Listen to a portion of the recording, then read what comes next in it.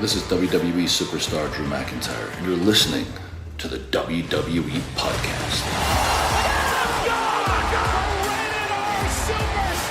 The champ is the one that everybody wants, me. It's going to WrestleMania.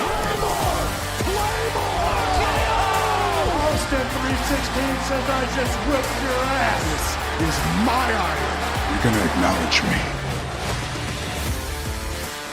Hey everybody, welcome to the Mailbag on this Thursday, March 28th, 2024, and we are just over a week away from WrestleMania. I almost said 40 from Philadelphia, and all of you that are going, I'm very jealous. It's going to be a once-in-a-lifetime experience, and hopefully you have good seats and you didn't break the bank to get there, and everyone is, of course, traveling safely, and enjoy, really just soak it in. It looks like they're already creating the ring or setting the stage, so to speak. They're already in Philadelphia. They're already setting up. So it's here. It's here. We just have one more week of television. Obviously, SmackDown's tomorrow night, but we have another week, one more full week of the go-home shows for Raw and SmackDown. And I'm sure they'll call it WrestleMania Raw and WrestleMania SmackDown. And I do apologize. Apparently, someone brought it to my attention that I said WrestleMania Backlash. If I said that, shame on me. Shame on me. All right, so we're going to get to the patrons' emails first, and that is one big perk of being a patron is you get your emails read up first or up front of the show, and it's guaranteed that you'll be in the mailbag, whereas if you are a non-patron, I can't guarantee it. So that's one of the benefits on top of a Discord server, on top of everything ad-free and exclusive shows as you go up in tier. So that's also available on Apple Podcasts as well if you just want to use the native app on Apple. Okay. Let's get to Deanna. Jeez. Deanna, I haven't heard from you in a while, and very short and to the point, and you say, I just want to make sure you know how happy it made me to see Cody get bloodied. Deanna, I concur 10x with that. Seeing the little soft, smiley Cody Rhodes get his ass beat to the point of blood for the first time, which I really commend WWE for, is awesome. Also, can you not see Cody still coming out and smiling next week? Getting off his bus, in his suit, walking his dumb dog, and just, smiling, still smiling. Everything's good. I got busted open. My skull got cracked last week. I got attacked from behind, but you know what? Gosh golly, there's a lot to smile about. I can still see it. Now, maybe they don't do it, but it's very plausible. Thanks, Deanna. And, yes, I agree. All right. Let's get to Frank. And he says, I need to start off and say what a week it has been with wrestling. Ready for WrestleMania 40? Got a few things I want to say. First, I would love for Dustin Rhodes to come help Cody for night 2 during the Bloodline Rules. And the second question is, who would you like to see at WrestleMania 40? And who do you think will be there the next time with everybody saying WWE Podcast? Yeah. So Dustin Rhodes, I don't know his contract status with AEW. It might have expired already. I'll have to check. If that's the case, it makes sense. Makes sense Dustin would try to help Cody because I am very much in the camp that it's going to be Bloodline Rules. Very much in the camp. Because it opens up a lot of creative possibilities. If you don't, you kind of stifle yourself, and I think that Austin's getting involved. It's possible John Cena gets involved, and maybe Dustin Rhodes gets involved, maybe Jey Uso. It could be extremely overbooked. It really could be. But if it's only a small part of the match with which that happens, I'm okay with it. And Dustin makes total sense, but depending on his contract status will depend on if he's brought in or if WWE has any interest in bringing him in. But certainly he's his brother. Why wouldn't he want to? Second question is, who would you like to see at WrestleMania 40? Well, I've been very vocal about Austin. I would love to see John Cena there too. Makes sense for him to fight a feud with the Bloodline given his history. One small thing while I remember, Solo Sikoa, somebody put a stat out. Since he beat John Cena, he has gone 0 for 38 in matches, including, of course, house shows and things. So if that's true, the curse of beating John Cena lives on. I mean, just ask Austin Theory. It's unbelievable. I mean, they have these guys who they want to be the future of the company beat a legend, and it's supposed to mean something and use that as a springboard to move them to the next level, and it has done anything but that. It's amazing, but sad. So I think Solo's lost a little bit of momentum since actually beating John Cena. Not to mention he hit him with 48 Samoan spikes, and if that didn't destroy his his voice box. I don't know what will, but nonetheless, as far as anyone else, hey, here's a name that I haven't said in a while, and it's only 3 letters, and you guys, I think, know based on that what I'm going to say, and that's Maxwell Jacob Friedman. I didn't say the letters, but MJF. So MJF. Now, I still believe he is with AEW. I haven't heard a whole lot on his status, but given how it ended with the Devil and that whole story with Adam Cole, and you could easily bring him back in, and I think Tony Khan said, F it, we're going to pay him whatever we need to keep him there. Now, we are seeing what AEW is like without MJF, and can they survive and have the ratings done well and all that? And generally the answer is yeah. I think any company that thinks that, or fans that believe that there's any singular talent that is going to be the ascent or downfall of a company, I don't care who it is. We saw Austin leave the company in 2003 and they worked out just fine. The Rock left, they were just fine. Hogan left, they were just fine. Brock Lesnar, we saw the post Brock Lesnar era, we know what that was, and that's been fine a couple times.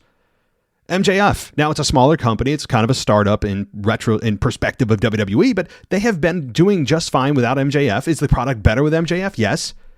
But my point, bringing it back full circle, is if he's not with AEW, and I think it's a small chance. Yes, I'm not predicting he'll show up at WrestleMania, but there's still a chance. It's in the universe of possibility. I'd put it at like 5%.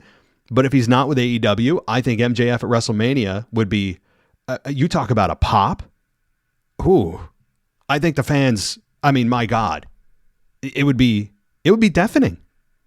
So I'd love to see him show up. Do I think he's going to show up? No, I still believe AEW has him under contract. He's just getting his body right, recharging his batteries, surgery, all that.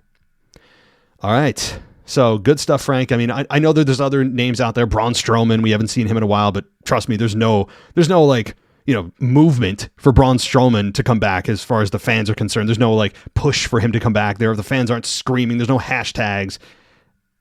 But it's possible he does. Now, is it possible Big E comes back? Maybe. It's possible. So there are some names floating around there, but I think those are the ones that are the most likely outside of MJF. Okay, let's continue. All right, let's get to Dino, a patron, and he's got a few points here. Dino, just FYI, love your email, appreciate it, but if you can trim it down a little bit moving forward, just because it gives everybody a chance to talk, and I don't have to usually split these mailbags into a couple parts. And that's all. I appreciate it, and I'm going to read everything that you wrote, but just in the interest of fairness to everybody, we got to be a little more concise just generally, because I want to get to everybody, and I don't want to split the mailbag into 2 parts. So, all right, let's go, Dino. He says, hey, Matt, it's D here from Glasgow, Scotland. I've been listening to the podcast for quite some time, but this is my first email. I might be about to upgrade to the Monday Night Raw tier, but we'll see. I find myself agreeing with you on the majority of things, especially when it comes to Cody Rhodes, although leaving the dog alone because it's not the dog's fault. Well, no, it's not the dog's fault. The dog has nothing to do. He has no idea what he's doing or where he's at. The dog is obviously levels below our intelligence and has no clue what's going on. But I'm hating on Cody and management for bringing him in. The dog itself, I could care less. The dog is kind of an inanimate object, and not like that I care about as much of a pencil as I do a dog. But my point is that I'm more just disgusted with Cody and how he looks with the dog. Cody looks like a tool with the dog. It's not the dog's fault. I agree. It's not. If I came off that I'm directing it at the dog, it's himself or him. It's Pharaoh, so I'd imagine it's a male dog.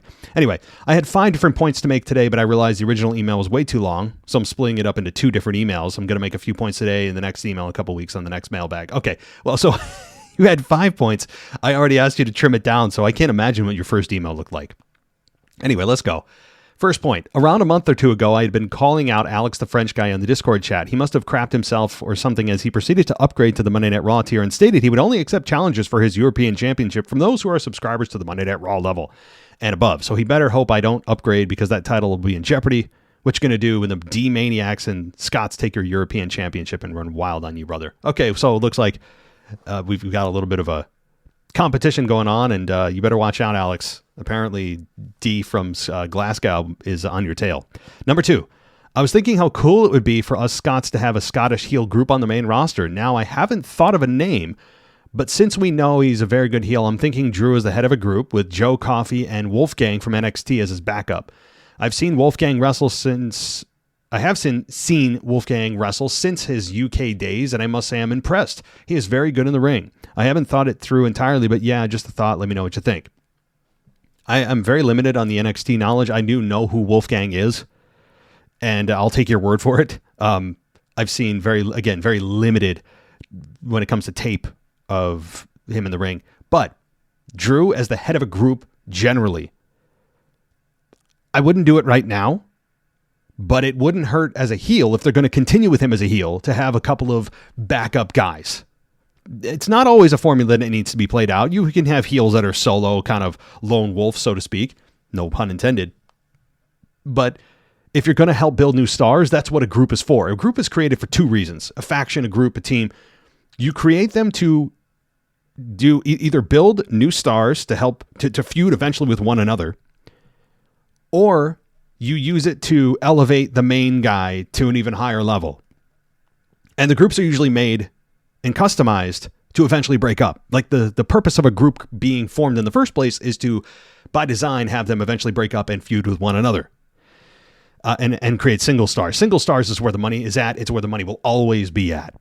But I like it. Okay, third point. We in Scotland were supposed to get a Monday Night Raw about 2 or 3 years ago, and I remember buying tickets for a show, but a few months before it was changed to a house show with no explanation. I'm hoping to get a Raw or SmackDown or even a pay-per-view. Yes, we still call it a pay-per-view over here. Well, I totally agree. It should still stay pay-per-view. Here in Scotland sometime soon. We have only ever had one SmackDown and Raw, which emanated live from SSE Hydro in Glasgow, and it was back in November of 2016. If you can remember it, it was 2 weeks before this 2016 Survivor Series pay-per-view and on SmackDown Live, which was still on Tuesdays then. Becky Lynch defended her title against Alexa Bliss by submission. By the way, guys, if you haven't seen, Alexa Bliss is back to working out, so it's possible she comes back at WrestleMania, or much more likely, probably right after WrestleMania to kickstart the WrestleMania 41 season, so to speak. Just a little side note. And Daniel Bryan announced in the final segment to close the show that he was the final participant in the men's Survivor Series team, and if I remember correctly, James Ellsworth was the manager. I don't remember any of this, I have to say. I mean, this is, 8 years ago? Almost? 7.5 years ago? I don't know, man. Probably. James Ellsworth was a time that a lot of us don't want to remember, when he won the women's the women's Money in the Bank briefcase for Carmella, and there was a whole uproar about that, and rightfully so. But all right, we got to see Dean Ambrose, Shane McMahon, who, if I remember correctly, was the manager of SmackDown at the time. Bray Wyatt, Baron Corbin, and AJ Styles. Well, on Raw, that show is mostly remembered for the fans hijacking it and taking it over. I only attended the SmackDown, but I remember seeing online after, UK shows were still pre-booked or pre-recorded at the time, that Charlotte Flair's segment on Raw lasted at least 30 minutes and had to be cut down to just a few minutes because she could not get a word in edgewise. One last thing I'd like to mention is the Scottish crowd. It's always overlooked in favor of the English when, in my opinion, Scottish crowd is far louder, way more hardcore, and just a better overall in my reaction. Back throughout the early 2000s and 2010s, the Glasgow show, which was part of the WWE UK tour, was always the first to sell out and within minutes of tickets going on sale. It has been 7.5 years, so hopefully we'll get another televised show soon. One last thing, you should absolutely go to the Raw in Brooklyn on April 1st. You can give us an in-person review, and has the potential to be one of the best Raws of 2024. Well, damn it. I keep getting pushed to go to Raw in Brooklyn. The thing, it just comes down to this, guys. Money and time. Like, I have to, and I know this is me about it, but it's all reality. Anytime anyone goes to a show, especially if you have a family and you have work, and like we all, most of us do, or even if you don't have kids, it's still time off of work. And like, I got a request off like a day and a half, probably 2 days of work. And it's really difficult right now for me to do. It's really busy. And also, like, you know, it's time away from home, and there's a lot going on at home, and like, and it's also a lot of money because I have to drive down, gas, hotel, you know, and then, or drive back and do a red eye drive back, which is dangerous because when, you know, at 11 o'clock at night for a 3.5 hour drive back north, that's brutal. So like, there's a lot that goes to it other than just, the experience of being there, and it would be awesome. I hope it's the crappiest show of the year. I mean, selfishly, if I'm not going, and I don't think I am, I hope it's the worst show of the year. Selfishly. But, okay, so as far as this whole idea of Scotland getting a Raw or SmackDown or especially pay-per-view, yeah. I mean, how many times do we need to see international crowds put the United States crowds to shame? I mean, they bury them when it comes to reaction. And I'm sure that the wrestlers who are on these shows come out and go, man, can we just have this happen every week? Can we just be here every week? And you go back to the States and it's like, 20% of what the reaction was in, say, the Dominican Republic or, Puerto Rico rather, or, even over in Saudi Arabia and like, yeah. I mean, and I think it's because I don't know if you guys are more passionate, because passion's a really difficult thing to measure. I don't know how you really measure it. How do you say that my passion's deeper than yours or vice versa? Really difficult, right? But I would say that it's a lot of pent up anticipation that you guys have. And you know that this is a rare event, so you're going to be extra energized even compared to the US crowds who are kind of complacent and know that WWE comes to their town every 4 to 6 months. So it's a lot of that going on where you guys just know that you need to get it all out because it won't be back for another 10 years. So I'm all in favor of it, but I'd bet you that if WWE were to for a significant period of time make their rounds in international markets, that the crowd would eventually quiet itself a little bit, not down to the US style for the typical crowd, quote unquote. But if you're there more, it doesn't feel as special, and it's kind of common sense. But I'm all for Scotland getting, I've got nothing against it. Absolutely. All right, let's continue. Let's talk to another patron. And this is Matt. And he says, I just wanted to get your opinion on something. Well, that's why I'm here. All right. So he says, after the press event, when The Rock smacked Cody, I said to buddies of mine that if WWE has Cody go promo for promo with The Rock, it's going to make Cody look bad. All my buddies called me crazy. However, fast forward to now, I think I was right. The Rock has been ruthless to Cody, and he responds by crying and trying to shake Roman's hand. He looks weak in my mind, and I think the IWC is starting to notice it more. I know we as Cody haters are in the minority, and I can agree that he should beat Roman. I just think people are starting to notice what you've been saying for months that I've been listening to your show. Also, how do I join the Discord server on Patreon? Can I use the app on my phone, or does it have to be from a laptop? Thanks, and have a good rest of your week. Well, thank you so much, Matt. I'll send you the link in the email for the Discord server, so thank you, and I'm glad you're enjoying it. When it comes to Cody Rhodes, I have been screaming this from the rooftops for a while, and maybe the crowd will eventually turn on him. I will say this. I don't think we're going to see a Cody heel turn, an official heel turn, for at least a year. I mean, if the wheel isn't broke, don't fix it, as they say, right? If Cody's still bringing in cash and the crowds continue to support him as a babyface, you don't turn him heel. But if the fans start to turn, and I think they eventually will, then you might want to reconsider. Now, the whole deal about Cody and him being he's crying, he's shaking the hand of Roman, trying to be the gentleman, even though he says, well, I can respect you, but boy, sure golly, I hate your guts. As if trying to hurt the feelings of your opponent is somehow scoring points. Or do we get style points now for trying to hurt your opponent's feelings? And by the way, are you really trying to shake the hand of the guy that screwed you out of the main event of last year's WrestleMania and then beats you down and has his goons beat you down all the time? I mean, are we really going to respect a man that does that? It just looks weak. It looks weak.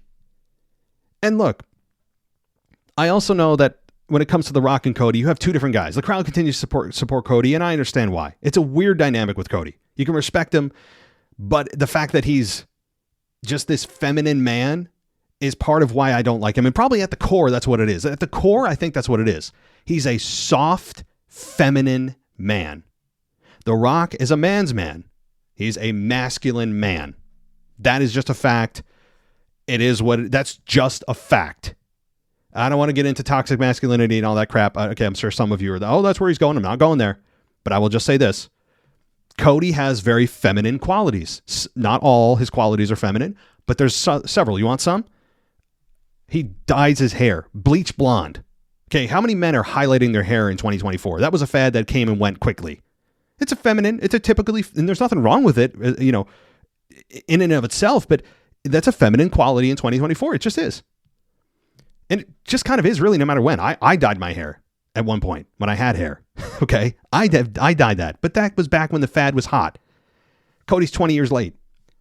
And he does get you can tell he gets his nails done. He doesn't get nail polish, obviously, but I looked closely at his fingers, and he does clearly get manicures and pedicures. I mean, he just does. That's kind of a feminine thing. Doesn't mean that you're a feminine man per se. It's a feminine trait to get those things done. It just is.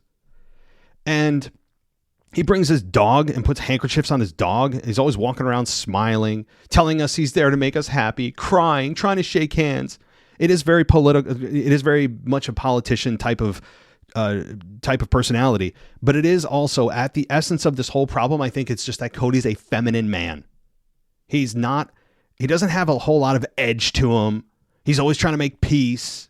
He's always shaking hands now with even people. Oh, I hate you, but gosh golly, let me shake your hand. It's weak. And the fans somehow still have not come around to this. The Rock, on the other hand, takes no S. He comes out, runs down the crowd, doesn't care what anybody thinks, just beats Cody down. And sure, he did it from behind. He's a heel, whatever. Draws blood on Cody, and Cody's going to come out next week and still smile and bump fists with people backstage as he's getting off his bus, arriving to Raw. I mean, maybe they'll finally have him have like some kind of mean face coming off the bus. I don't know. But he's just a feminine man, and to me, that's a turnoff. The Rock is a masculine man, but call me old-fashioned. I like men to be men and women to be women. I'm not a fan of masculine, of feminine men. I don't relate to that. That's not something I'm like, oh, wow, boy, I can connect with that. No.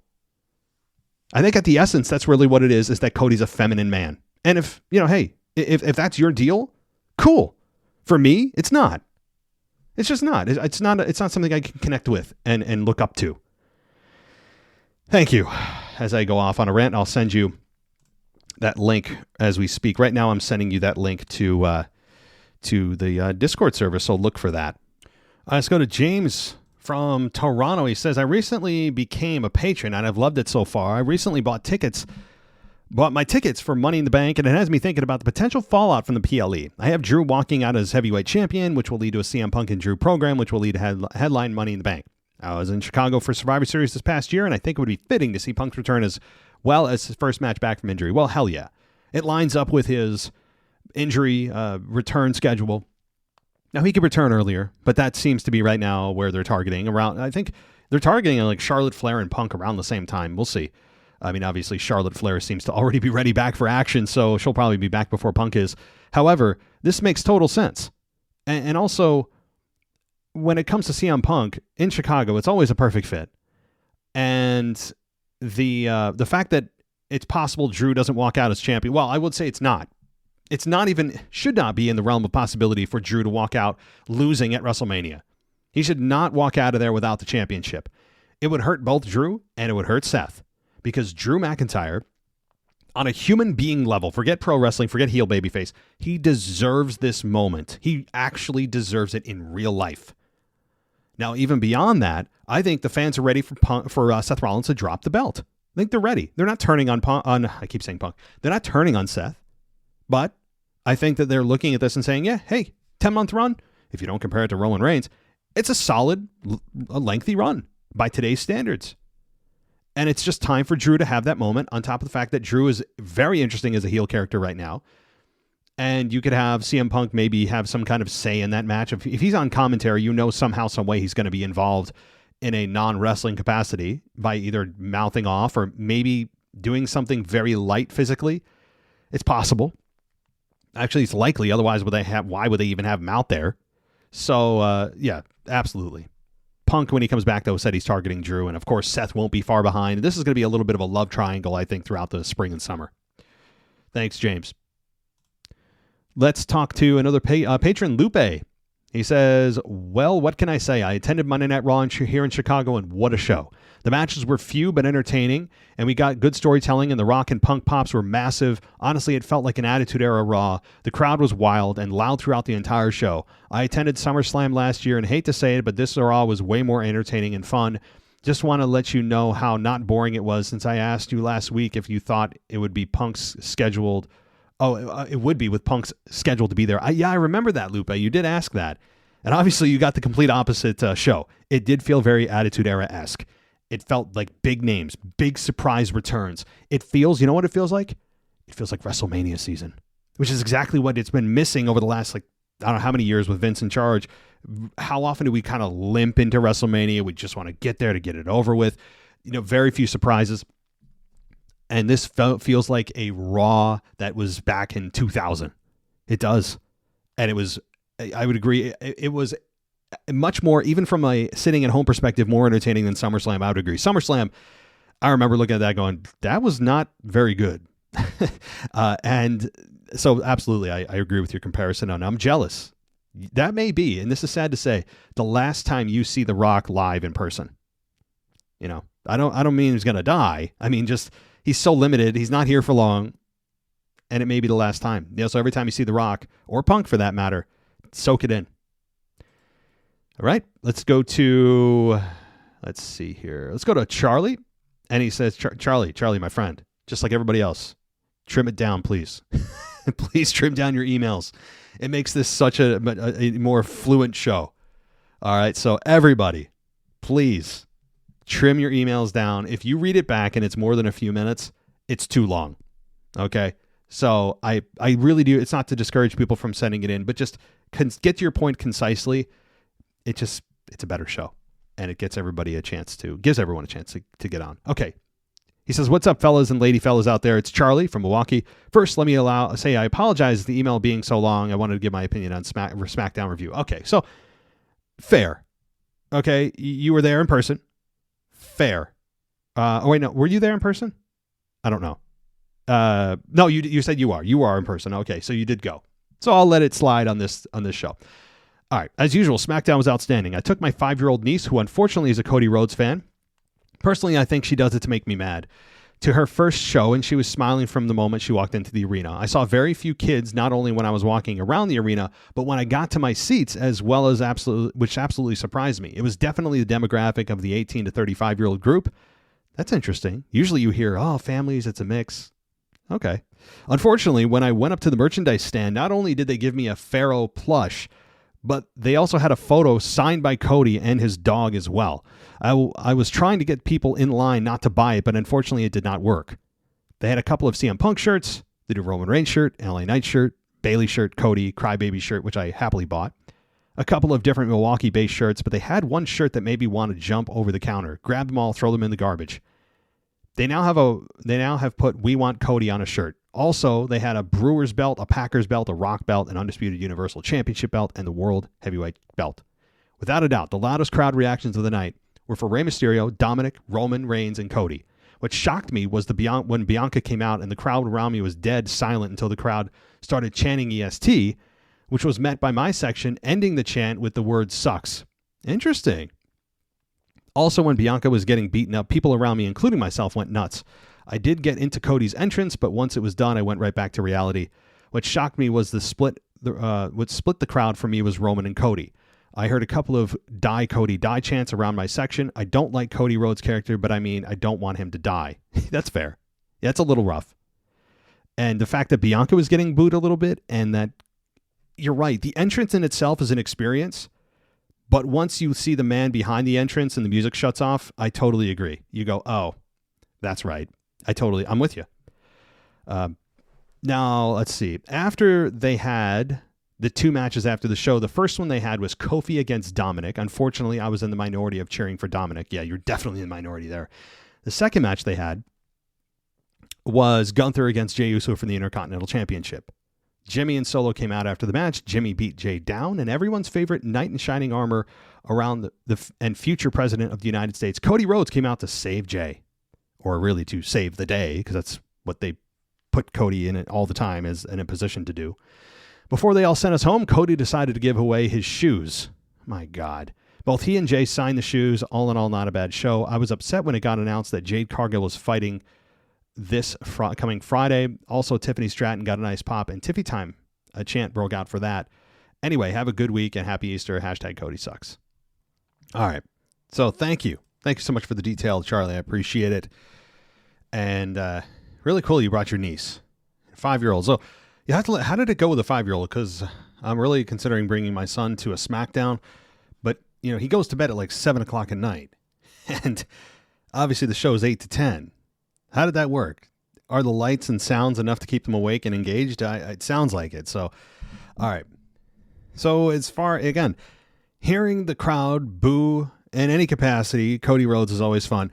But here's the deal. Your section is a small, just kind of sheltered portion of the fans.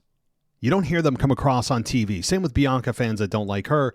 Now, to Bianca's, to her defense, Bianca Belair has been a background character for a while. I don't know what Jade Cargill's going to do tomorrow night. I would think that she's not going to get a one-on-one. I think she's going to join in a 6-woman tag team match against Damage Control. That's probably, we have a mystery partner, right? The final partner for this match, which the match isn't even official yet, but I would imagine that Jade is going to get kind of that amount of exposure and have the workload split. So that's what I think. And thank you, Charlie. Great stuff. All right, new patron, Pedro. He says, Julio. He says, what's up, Matt? I'm a new patron. Thank you for joining. First, I want to say I enjoy your shows. I work driving a garbage truck in the city of Chicago. Well, awesome. With all the traffic and craziness I have to deal with on the daily basis, your shows have kept me sane and entertained. But anyway, not to take up too much time. Well, so many people tell me that. You guys listen to me at work. I hope you're not, are you driving the truck? You said you drive in the truck? Don't crash. Okay.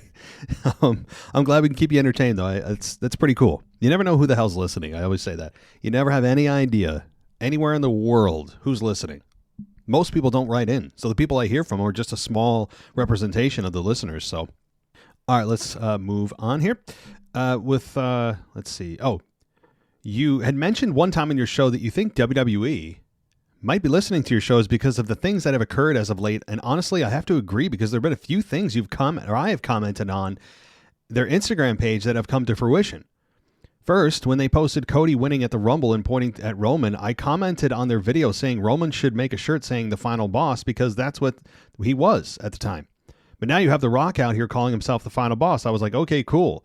And then I had purchased tickets to SmackDown in Milwaukee and Raw in Chicago, hoping I get to see The Rock in one of the house shows or one of the shows because he's my all-time favorite wrestler since the Attitude Era brought back in '98. And I've never got the chance to see him live. Well, when they announced that his next return was going to Raw in Brooklyn, I was very disappointed. I wrote a comment on WWE's page saying I got tickets hoping to see The Rock and how I was bummed and he's not going to show up to either Raw or SmackDown. I'm like, bro, we've already seen CM Punk a million times already. Well, in Chicago at least. Can I get a refund? But fast forward to this past Monday, and the Great One returns in Chicago. Man, what an experience it was. The 9-year-old me came out, and I was screaming like nobody's business. The crowd was loud and electric. To see him live in person was nothing short of amazing. That whole show was just fire from beginning to end. The crowd was into it. The wrestlers were into it. It definitely had Attitude Era vibes. Who knows? This may be the Attitude Era 2.0 in the making as well. We'll be transitioning to Netflix next year. It was a great show, and honestly, it has me excited for WrestleMania next week. It really is a great time to be a wrestling fan. Sorry if the email's a little long. Keep up the great work you're doing for wrestling community. Well, thank you so much. And I see you have images here. I'm going to look at those.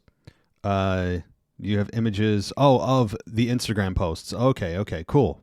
Well, good stuff, Julio. Thank you for I see. I see actually where you were standing and where your seats were. You have pretty good seats. Man, pretty damn cool. The Rock can claim he's a heel. Not by the crowd reaction, man. I mean, The Rock is a bigger babyface when he's this version of The Rock than he is as typical Dwayne Johnson playing The Rock. It's amazing. But I feel you on the 9-year-old self because I'm in the same boat, and that's what's drawing me to Brooklyn, and it keeps screaming my name. But as I mentioned at the beginning of the show, like there's a lot that goes into, as everyone knows that attends an event, especially ones that's not down the street from you. You have to go to another state, another city. There's a lot of logistics that go into it, a lot of time, a lot of money, off work, family, all this. So, again, it's pulling me, and there are still tickets. So I'm going to say I'm not going, but sometimes the impulsive part of me wins. We'll see. And I think WWE generally listens to what we have to say. I'm not going to be so egotistical as to say that they have definitely listened to this show and taken the guidance and criticisms of this show directly. But sometimes it's hard to not make that connection. Now, if enough fans say the same thing, every fan that has said that thing can claim that they're listening to them.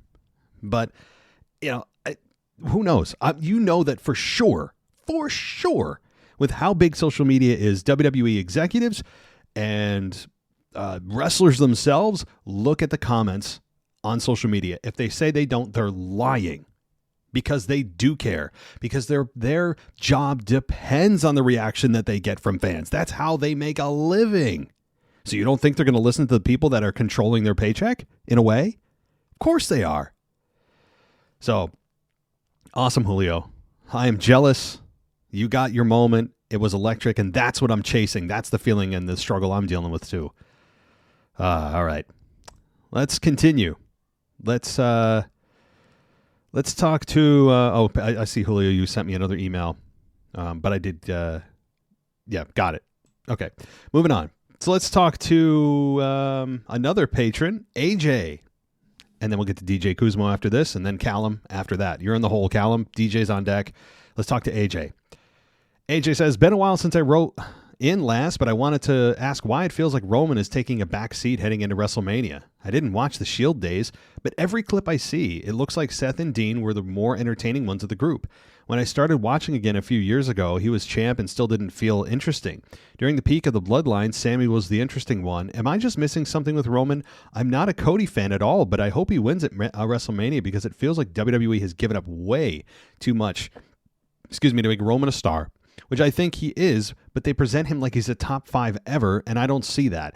Am I missing the point, or am I just tired of the same finish to all his matches? I respect Roman and the work he's put in, but I just don't see the appeal. Thanks for the great shows. P.S. If no one mentions it, but I like Punk trying to get Drew to say Vince's name, which I assume would have gotten him in slight trouble. Good point, AJ. Yeah, we were all waiting, because Drew, as we know, was selected, handpicked, cherry-picked by Vince McMahon as the quote-unquote chosen one. So that's a great point, that no one brought up, including myself, or even thought to bring up, that Punk was trying to get Drew to say Vince McMahon's name, because Punk asked Drew, well, wait a minute, you say that you're the chosen one. Who said that? Who said that before? That's a great point. That was also very clever by Punk. So that is also, you bring up two good points here. Obviously the Drew point with Vince McMahon, but also the idea that Roman is a backseat passenger on this train to WrestleMania does have some truth to it. You look at how do you feel? Sometimes we overanalyze feelings, and feelings can come and go, and they can change, and they can, they sometimes blow with the wind, right? We all know how our feelings are as human beings. But I think steadily for quite some time, the general feeling among fans, without them even knowing it and realizing it, has been Roman is a second. He's kind of a, what do they call it? A secondary character in this story. And he's the champion who's been champion since August of 2020. And yet he's a backseat driver to this whole thing. He doesn't feel like his character. It's true. Roman Reigns' character, and this may be actually a great topic for our next mailbag, or our next current state with Anthony, if I remember. I never remember what we're going to talk about, is why does Roman feel not as important, and why does his character feel stale? And it's because he hasn't really evolved. He ascended like with a jetpack when he became a heel, and then has kind of leveled off. And after the whole Sami Zayn debacle, it's kind of been like, steady as she goes, not a lot of progress. His promos haven't been bad. They've been good to fine to okay. He never really cuts long form promos anyway. That's never been his strength. His matches, every time once a year, or I shouldn't be that dramatic, every few months when he has a match, he's good to very good. But there's been no evolution. I don't even know if I'm looking for better this or better that, just something different from Roman. And that's a very good point. Like, going into this, I was hoping to really care about Roman as a character losing the belt. Fans, I just think they're ready to get behind Cody. They respect what Roman's done, but then The Rock comes in and steals the spotlight from Roman, and it's really almost feels like Rock versus Cody instead of Rock versus Roman. It's a very interesting dynamic. But that's a hell of a point, AJ. Good stuff. Thank you. All right, DJ, let's get to it, brother. He says, this is DJ Kuzmo, back at it again on the mailbag. It's official. Jade Cargill is joining the SmackDown women's roster and debuting next week. I kind of knew that she was heading to SmackDown, But it's interesting that this is happening before Mania and not after. I don't think she'll wrestle at WrestleMania, but she might appear either ringside during the Bayley versus Io match or after that match. As I've said, DJ, I go from AJ to DJ. Maybe I'll go from AJ to DJ to PJ McDonough. We'll see.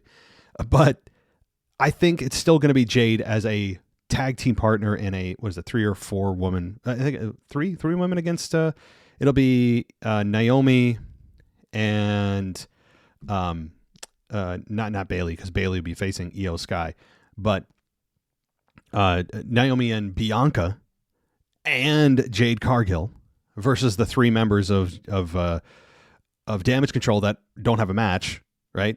We have Kairi Sane, Asuka, and Dakota Kai. I think that's the 6-woman tag team match we're going to get at WrestleMania. So Jade doesn't have a ton of pressure on her with a one-on-one match, and it also gets her on the show. You have to do something with Jade at WrestleMania in a match. It doesn't have to be one-on-one. People were thinking Jade versus Bianca. Clearly, they're not doing that this year. She debuted at the Rumble. You can't not have her compete at WrestleMania. So I think she's going to be involved in a 6-woman tag team match with partners of Bianca and Naomi. All right. I enjoyed the LA Knight and AJ Styles fight outside of AJ's house. And then LA Knight getting arrested. It adds another element to this grudge feud between these guys. I can't remember the last time when WWE did a similar segment. The only other time I could remember was a wrestler invaded their home was the weird one with 2021 when Seth was at Edge's house getting comfy and looking for Beth and the kids. Oh, yeah. Just a quick side note. I miss a heel Seth Rollins. Do you think we might get a Rollins turn in 2024? It was kind of odd how he didn't help Cody during the Brock beatdown. Plus, just an opinion, his finish of the stomp looks more of a heel finish than a babyface. I agree. So it's a lot of yes here, okay? A lot of yes, yes, yes. I think somebody said that once. That could be like on a shirt or something. I don't know. But that, to me, is something that is a 2024 prediction. Seth turning heel in 2024. The problem with that is, if you want the other side of the coin, is that if Cody's winning the belt and going to SmackDown, that leaves a big hole of a top babyface, and Seth would be that next guy, unless you have LA Knight come over in a trade. But I think at some point, even if it's after the shakeup, if they have another shakeup or draft in September or so, Seth could turn heel. The other argument against that is, don't you want a Seth Roman program? I mean, it lends itself to a lot of confusing pieces, even though it sounds like it's a shoo-in. I think it's probable in 2024, but they have to time it right with other programs they want Seth to be in. So, and also with Cody leaving, presumably to SmackDown. And yet it is weird that he didn't help Cody. He's been so transparent about, I'm your, basically saying we're friends and saying I have your back, I can be your shield. Yeah, so much for that. And the stomp is a heel finish, but people love it. And we can't call it the curb stomp anymore, which I like curb stomp personally, but has too many negative connotations, I guess. Finally, after WrestleMania and after Seth's involvement with the Bloodline, does creative continue to continue the Drew versus Seth story since CM Punk is injured, or does Seth move on to the feud with possible new World Heavyweight Champion and Damian Priest? I just wish Punk didn't get injured at the Rumble, because he could have won the Chamber and main evented with Seth at WrestleMania. So many moving parts, so many what ifs. With that being said, DJ Kuzmo signing off. Have a great weekend, everyone. Peace. There is a lot that happened after Punk went down. I mean, they had to reshuffle the deck. And then obviously with The Rock and Roman, that was going to be the main event. And now it's obviously Cody and it's a tag team match. You talk about changing everything in a matter of like a few weeks. It's absolutely crazy. And your question, though, since Punk is injured, or rather, does creative continue with Seth versus Drew since Punk is injured, or does Seth move on to the feud with new World Heavyweight Champion Damian Priest? Well, before we even put the cart before the horse here, I mean, I don't think Damian Priest is going to win at WrestleMania. The only way Damian Priest cashes in at WrestleMania is if Seth retains. That's the only way I think it happens. I think one way or the other, there's no way Seth walks out as champion. No way. But I think Drew and Seth could have maybe another program in them. Again, they've already had, 2 world title matches in the last couple months? This will be their 3rd. So they're going to go for a 4th at Backlash? Maybe. But if Damian Priest is floating around, there's another one, right? And then when Punk comes back, he said he's targeting Drew McIntyre. Like you said, so many moving parts. It's absurd. All right. Let's talk to one last patron, and then we'll get to some non-patrons. This is from Callum from Newcastle, Australia. He says, been a listener of the show for over 5 months, and I got to say, it's the only podcast I listen to in the UTE. I must say, I can't get enough of heel Hollywood Rock breaking through the barriers of TV, PG, and wrestling. He's added so much fuel to the road to WrestleMania. The fact that people think Seth will turn on Cody makes zero sense. Why would they then have a heel Seth take on a heel Drew the next night? That's exactly my point, Callum. The order of the matches matter. The only way that this could happen is if the world title match was first. Seth loses. He's now super frustrated going into this match, and then he loses again, and then he turns on Cody, right? That would make sense. But given the fact that Drew and Seth is the following night, you're not going to have Seth turn heel, a freshly turned Seth, go against Drew, and what are the people supposed to do? It makes no sense. Totally agree. So Seth is not, and I will repeat, not turning on Cody at WrestleMania. Okay? He may turn on him at some point, and that program still has yet to pick back up because they didn't forget, but they had 3 brutal matches last year before Cody got injured and had his pec torn off his body, in which Cody won all of them, and then Seth attacked him with a sledgehammer, but we're all supposed to forget that. But it's not the right time to remember it, so. Okay, I do agree with the possibility of a double turn at WrestleMania, which is why I haven't seen Alberto Del Rio and Ziggler. This email's not too long, by the way, Callum. It's just right. I have to say, you're just right.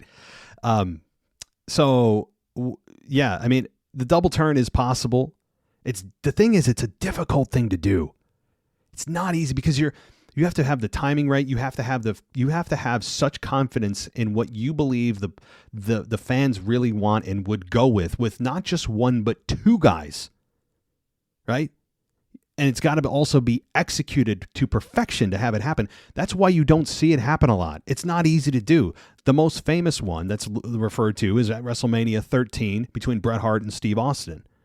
That was executed perfectly. The fans were ready to support Steve as an up-and-coming star, had an edge to him, and felt good, felt fresh, badass brawler against this established kind of face of the company at the time, but fans had kind of gotten sick of the character, too goody two-shoes.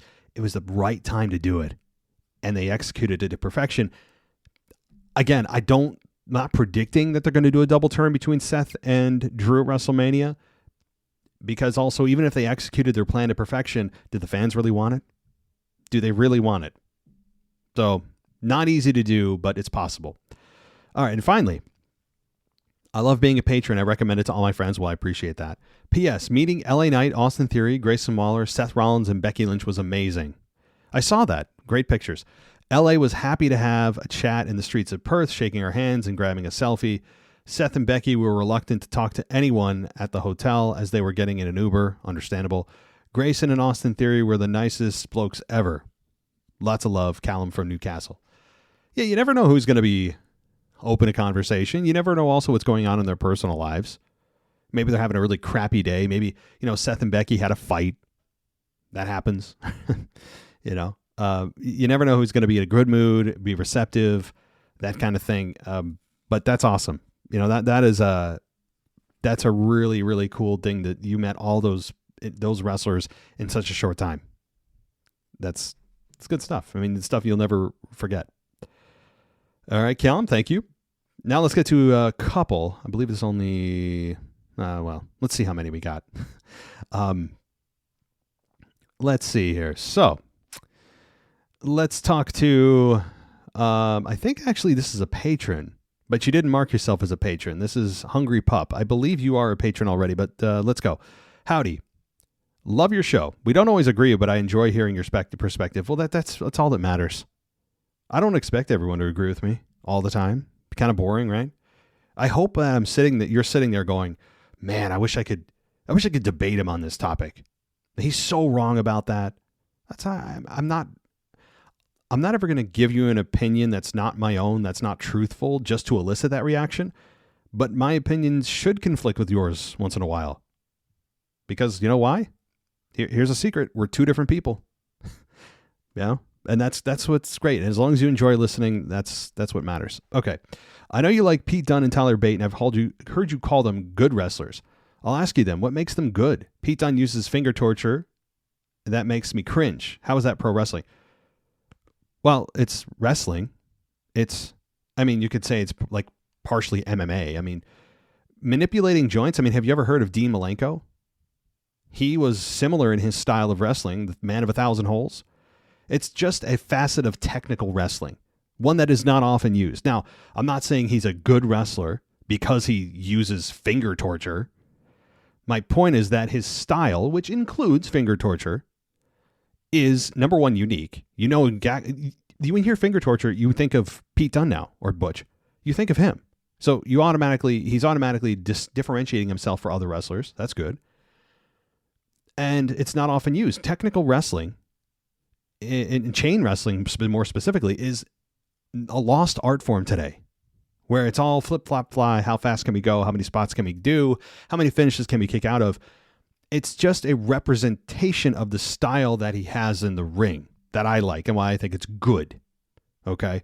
So that's why I say it's good. I'm not saying, well, if you use finger torture, that means automatically you're a good wrestler. No, it's more of a larger picture type of deal of representing what they do in the ring. Okay.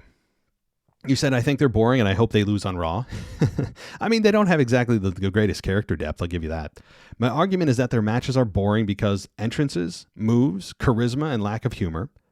I think, for example, A-Town Down Under is not boring because their entrance is memorable, especially with Grayson jumping into the screen during the flex. The moves like the flip into the ring are cool, especially Austin sells. Grayson and Austin have chemistry and charisma seen at the Chamber, and they are hilarious almost every time on air. So in conclusion, you agree that Tyler Bate and Pete Dunne should be pushed less than Theory and Waller, right? Oh, yeah. I mean, look, Pete Dunne and Tyler Bate don't have a whole lot of charisma right now. At least they haven't been given an opportunity to show it, or they haven't shown it even when they were given an opportunity, right? Clearly, Theory and Waller have more character depth than do Dunne and Bate. No doubt about it. So right now, as it stands, I think there's a better chance of success with pushing Theory and Waller because they are also not just have more depth, but they're more established stars. And they're both really good in the ring. Honestly, and both need wins right now. Both badly need wins. So yes, I do agree. That doesn't mean that I also can't say that Dunne and Bate are good. See how you can say both. You don't have to be on one side or the other. But yeah, cool. All right, let's talk to Nick from Eugene. Nick says, "Am I the only one who feels the entire Judgment Day story has gotten really stagnant over the past few months? They had the R-Truth stuff to spice it up for a while, and that was fun. But I'm now in a place where I couldn't care less about the faction. They feel stagnant, yes. Not on the descent, but kind of holding steady. They haven't done a whole lot to push themselves forward. And I think they're in a waiting period, right? I think they're waiting to see what happens at WrestleMania, when likely they will lose the tag team belts. Rhea probably retains. Dom, I don't know if he's going to beat his dad or not or whatever, but there's a crossroads very close to Judgment Day. So I would say just wait until after WrestleMania or at WrestleMania, and you'll get that additional push of the storyline for Judgment Day. The Rhea Becky story is building nice towards Mania after Monday's encounter, but outside of that, it's been bland as hell. Now, outside of the last few weeks, I would agree. But every week I've come on the Raw review and I've said, I think they're doing a progressively but slow, nice job with the story. It hasn't blown me away. It doesn't have me on the edge of my seat. But they have slowly but surely every week gotten me a little bit more interested and then a little bit more interested. And that's all I can ask for. That's my opinion.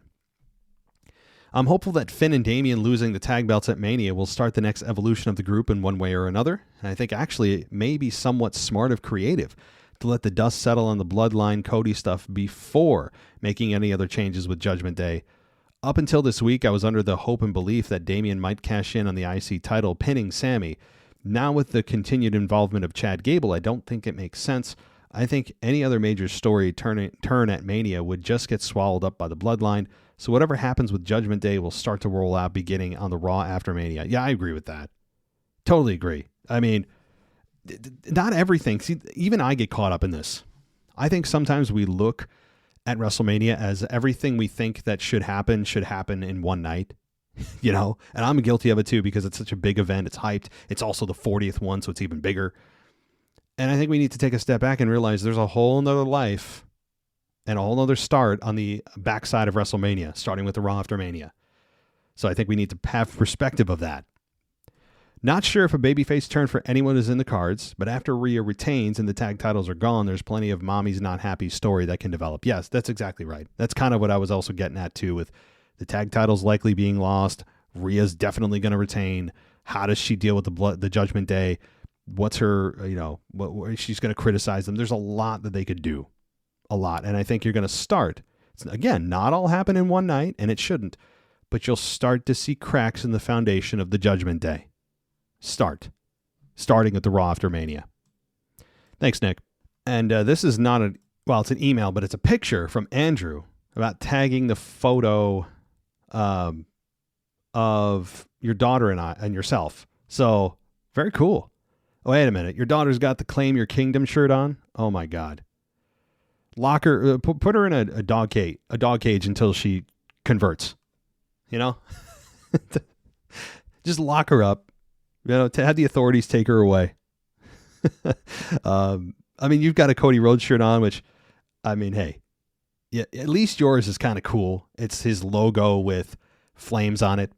And one thing I'll say, first of all, so very cool. I'm being kind of a half jerk, but that is awesome. You guys are bonding over it, and that's obviously more important than my issues with Cody.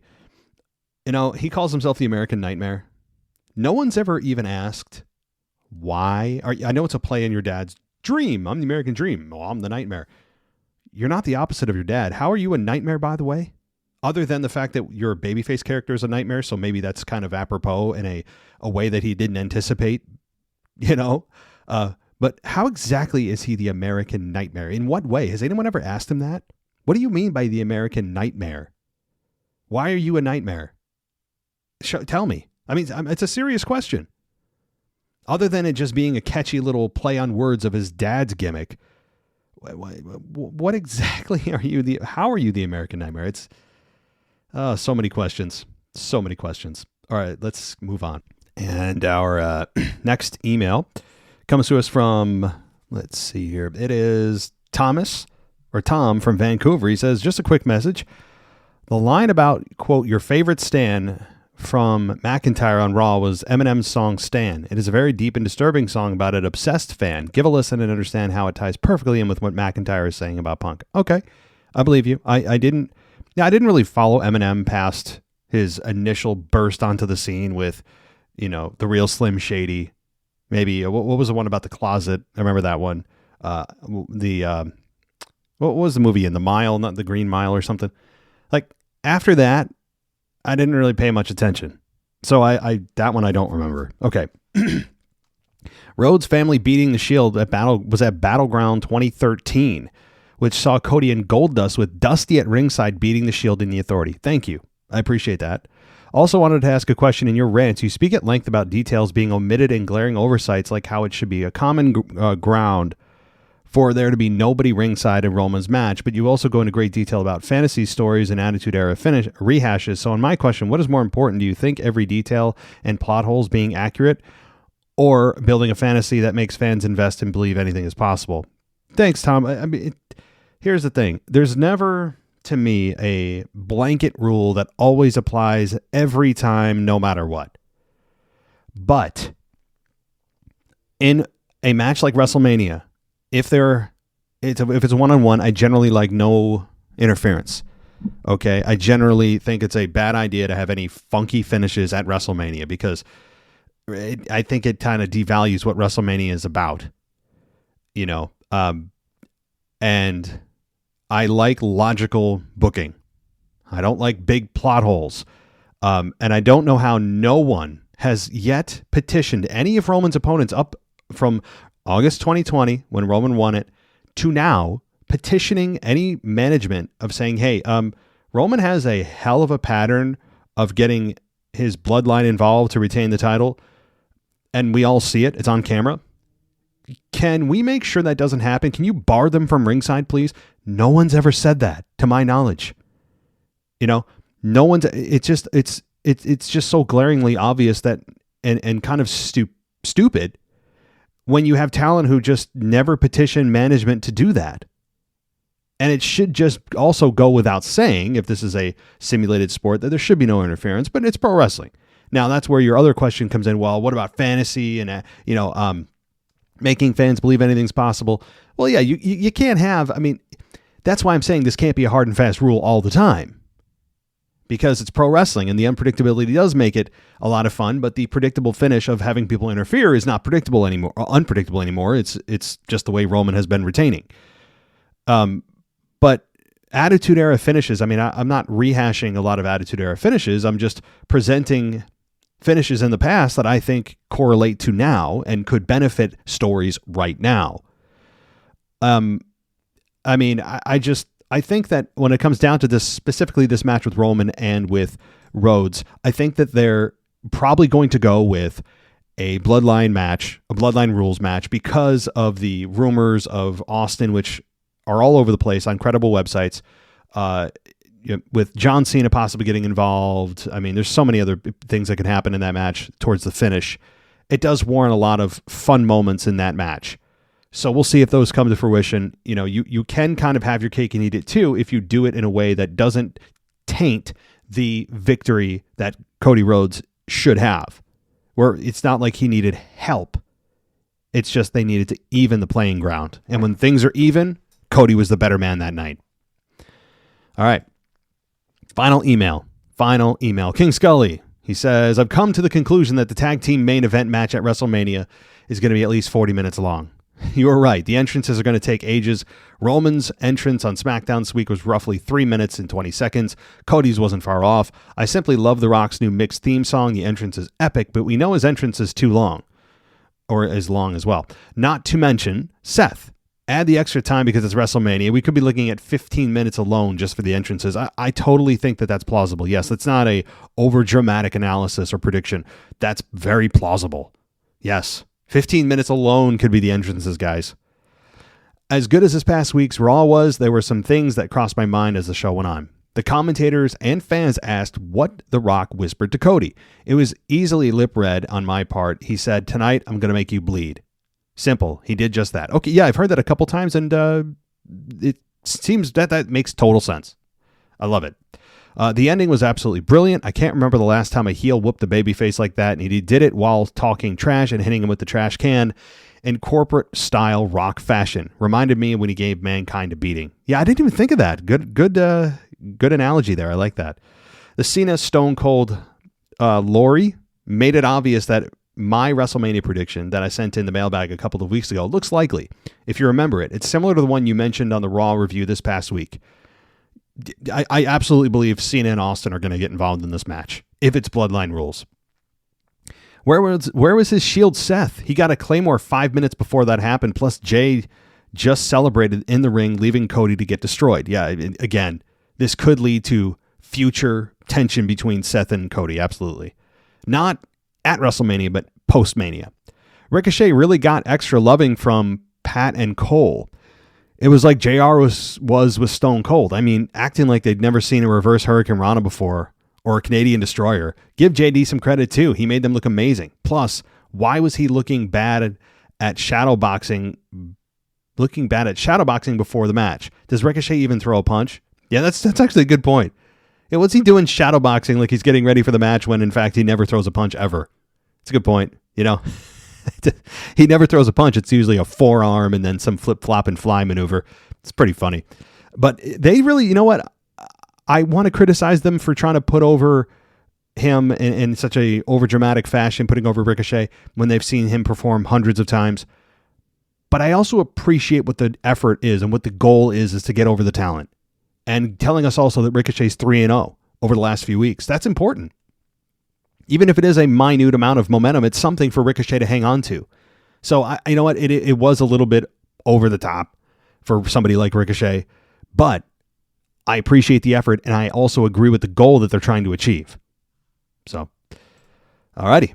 Thank you, everybody. Let's, as you would imagine, we're about to get into those voicemails, those beloved voicemails. So let's do that right now and get to Mr. DJ Kuzmo. Let's go. What's going on, WWE Podcast World? This is DJ Kuzmo back at it again on your Mailbag show. Record to you live on a Wednesday morning on a very chilly, kind of cloudy Wednesday morning. Now let's get to your favorite show to come on every single week on the Mailbag. And I'm talking about The Veer,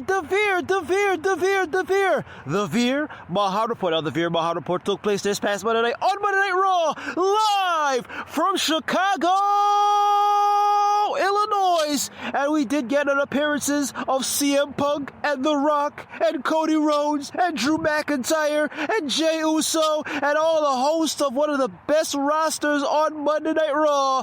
But where were the Indus-Sheer?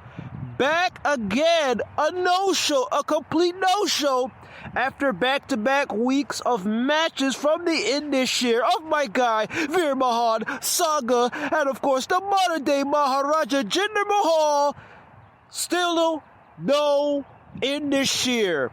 And I just hope that after WrestleMania, that my guys are not on the list to get released. My fingers are crossed. I'm very concerned that these guys don't get released. I don't know what the future will be for them after WrestleMania, but I just don't want them to be out there on that set of the WWE releases. Now, with that being said, and as we get closer and closer to WrestleMania 40, it should be an incredible time. Now, with that being said, this is your guy, DJ Kuzmo. Have a blessed week. Be kind to one another. See you soon, my friends, and peace. Hey, TJ. Good to hear from you, everybody, as we close in on WrestleMania. The bar has been set so low that we're just hoping the Indus-Sheer aren't fired. That's how far we've fallen. And here's my question to you. If the Indus-Sheer are unfortunately on that list of the annual releases, which I think they would do this year, although under Triple H and new management, and it's not the Vince McMahon regime anymore, maybe they forego it this year. But if it's the typical Black Wednesday or Tuesday or whatever they call it after WrestleMania, and the Indus-Sheer are released, what report are you going to have after that? I mean, you could just do an Indus-Sheer watch to see where they land on what promotion, but you'll have to find and start to sadly think about already, who you would like to supplant in their place.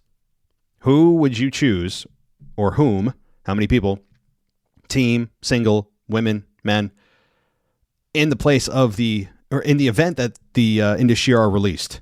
You got to start thinking about that, sadly. But thanks, as always, DJ. Hey, this is Liam Ward from New York, and based on what we've been seeing recently, I'm watching Raw right now, and I really think I would hand the belt to Cody's mom, and he whispered something to Jose. It looked like he whispered that he's gonna make him bleed, but I really think he's gonna switch up. I really do. But yeah, I just wanted to give my take there. So, love the show. Keep it up.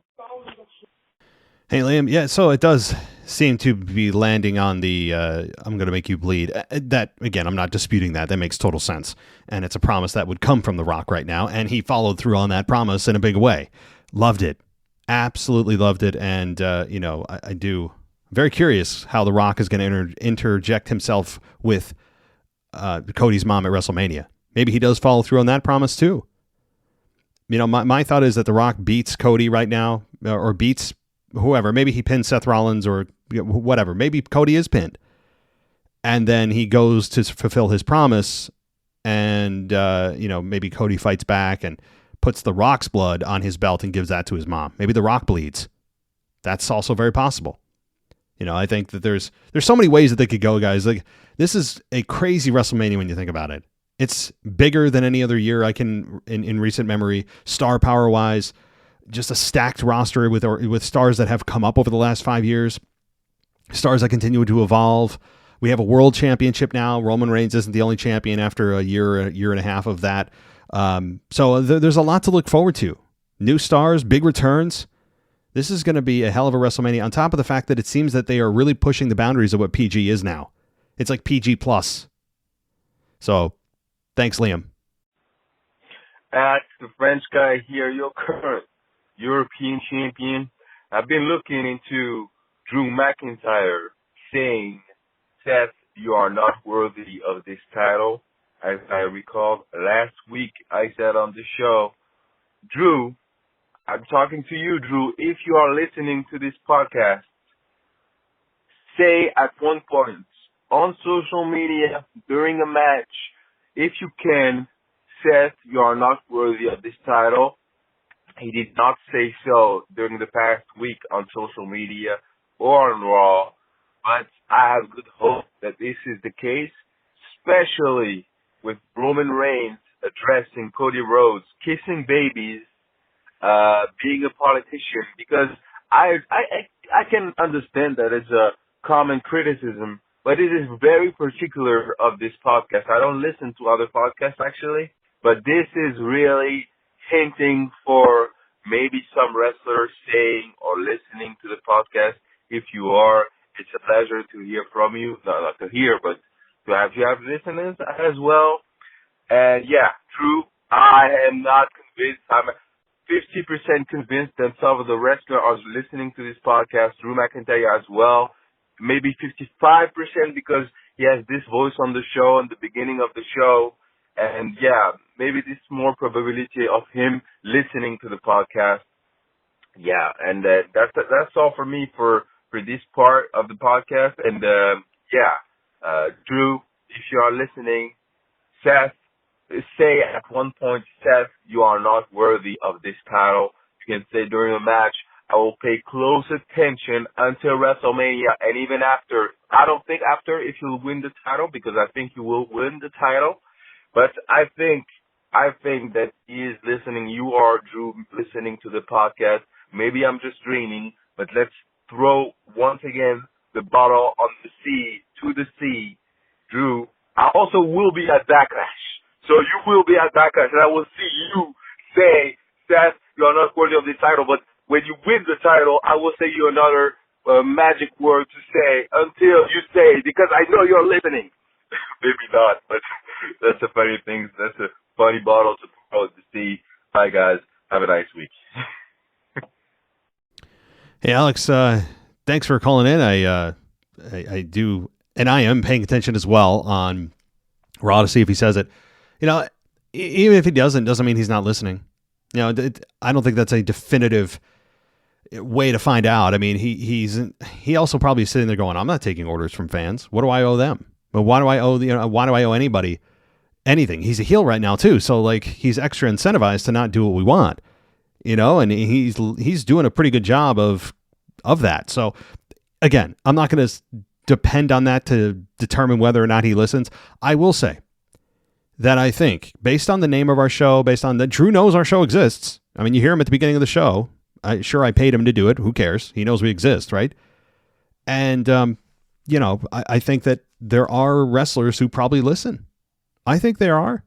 It's not unreasonable to assume. We're in the top 30 of wrestling podcasts, and you know, sometimes we creep into the top 20, and we got into the top 15 last year's WrestleMania season. Maybe we'll crack the top 10 this WrestleMania season. But we used to live in the top 50, then the top 40. Now we're in like the top 30, 35. We're climbing the charts, man.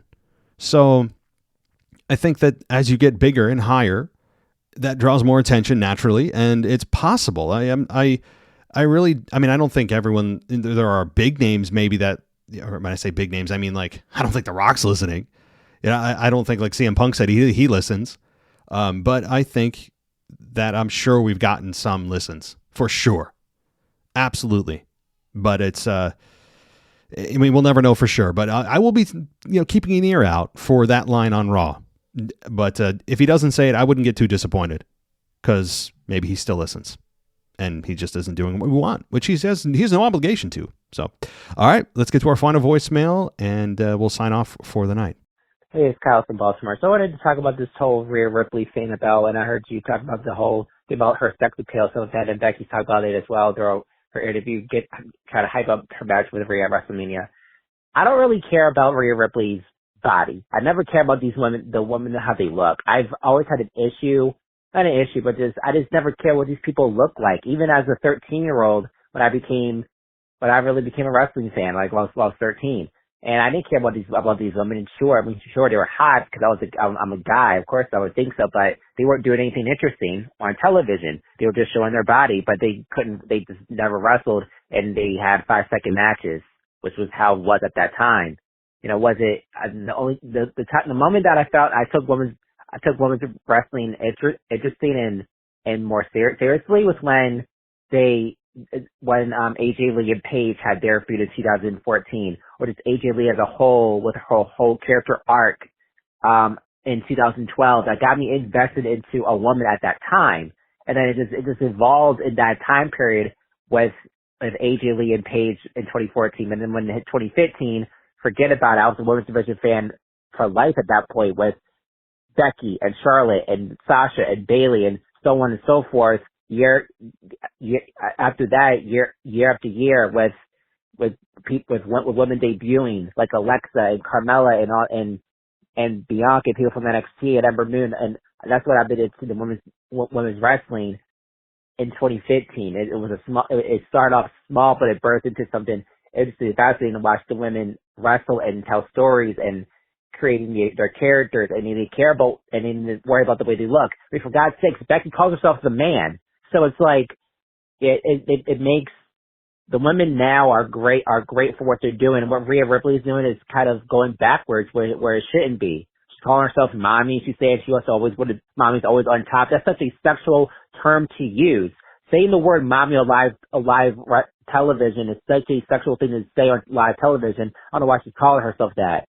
And she's just sexualizing herself on television, and I don't like it. So overall, I just wanted to bring that up, that I kind of agree that she need to go forward with the women's division, not backwards. That's what Rhea is doing, and which is unfortunate because Rhea is really good in the ring, and I enjoy Rhea, but this character of hers showing off her sex appeal is not what I expected what Rhea Ripley's going to do as a character. But I just want to bring that up, but that's it. This your call. Bye. All right, Kyle, hell of a way to end the show here. And I appreciate your comments.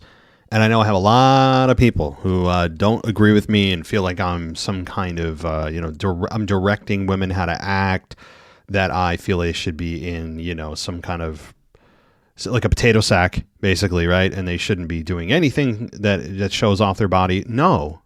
I mean, they're doing a competitive sport. You're going to have to wear less clothing. So I'm fine with athletic wear. My issue, and this could really spin into oblivion, of which I will save this for an After Dark bonus episode in the next couple of days. But it spins into oblivion and into a darker place, a more regressive, not progressive, regressive place, when you make a sexual part of your character a focal point, when you make that overtly obvious what you're doing. Rhea Ripley is pretty. Okay, she has a sexual, aura to her. She does. But when she emphasizes it and just tries, she shows fans that she knows that she is and tries to bring it out and makes it an actual significant part of her. Not just a tiny thing, not a byproduct, not just, I happen to be attractive, but I'm more about kick ass and busting ass. That's what Becky seems to be about, and that's what I actually appreciate about her character right now. She's not sexualizing herself. And I don't want to hear, by the way, the people who are saying, well, the men, they wrestle around with no shorts and no, they're wrestling around in their underwear. Okay, here's the problem. The product of pro wrestling is built for male consumption, and men are notoriously visual. If you didn't notice that, I'm not talking to you, Kyle, just the general public here, the general listening audience. And when you overtly present women sexually, men will look at that and say, wow, yeah, she's wrestling, but damn, right? Their focus gets off of what we should be focusing on, which is wrestling, and onto the features that they are now telling you to focus on. And then they get angry when you notice. If you realize noticing is the biggest sin you can commit, right? They do something that is clearly sexual, something that actually one of the detriments, as we look back in women's wrestling not too long ago, very sexualized. They were a joke, not taken seriously, bra and panties matches, pillow fights, live sex shows, literally. And then women's wrestling bursts out into the scene. Give divas a chance happens. Women's wrestling becomes serious again. Obviously, Becky and Charlotte and Sasha, all them, right? They all make wrestling relevant and respectable again for the women on top of, I mean, they trailblazed the whole thing for every woman that's there right now. And then you have characters now that are starting to regress. And it's not just Rhea. I mean, I pick on Rhea because she's the biggest star that's doing this. But I think it's kind of it's a trend I'm noticing just generally. And if everyone's like, hey, if you're sitting there going, well, it's women empowerment. How is it empowering women to have them overtly sexualize themselves, to objectify themselves to the male audience? Explain that again. So you're progressing and showing your liberation or whatever by then sexualizing yourself again and knowingly doing this in a male audience that will objectify you because you're telling them to. How does that work again? So my point is, yeah, Rhea Ripley is right now the leader of this, I think, in a way, because of her star power, and she's champion. She does like stink faces to people. She puts pictures out there knowing what she's doing. And yeah, fine. She gets all the likes she wants or whatever attention she's seeking. She gets it. And the mommy on top thing, overtly sexual. She, is always got this kind of little twinkle in her eye. She's always got this kind of, I'm a very sexual person type of vibe. And like, fine, if you are, then you are, but I don't need to see that in your wrestling character. How does that help you with a wrestling career exactly? Again, women's wrestling thrived when that stuff went away, and it has been progressing in spite of those sexual elements being removed. And women's wrestling can still exist with women, beautiful women competing, athletic women, badass women competing, when they don't make sexuality a part of their character, a part of their identity, a big part of it. So I'm the one who's actually advocating for women to move forward, while people who are claiming that they want women to move forward are actually supporting the regression of women back to sexuality and then covering it and deodorizing it with, it's just her being proud of her body. You're jealous. I love that argument. People are saying I'm jealous. Jealous of what? This has nothing to do with me. It comes back to just the sin of noticing. That's what it is. When somebody like does something and wants you to see it, but then you point it out and say, hey, wait, look over here. Look what that is. You just observe it. That's the sin. That's the sin. But I don't care. I mean, people can think whatever they want, but inherently they know I'm right. So sure, go ahead, Rhea, sexualize yourself. The rest of the women, and there's a lot of other ones that I could mention, are kind of doing the same thing. Go ahead and do it. But I think we know where this ends. We've seen it before. So I'll end on that note. Thank you, everybody, for listening. Consider going ad-free, if you don't already hate me, on patreon.com/WWE podcast. Go to Apple Podcasts. Of course, you can always subscribe there for ad-free everything as we close in on WrestleMania season. Great time to get involved on the show because we have a Discord server on Patreon as well if you want to chat with all of the other patrons. And so it's just a great time to get involved. So free trials available as well on both sides for a week. All right. Thanks, everybody. Talk to you next time. Take care. Thanks for listening to the WWE Podcast. Don't forget to subscribe on your favorite podcast app so you don't miss a show, or head to WWEpodcast.com. And for all of these shows ad-free, head over to patreon.com/WWE Podcast. Until then, we'll see you next time.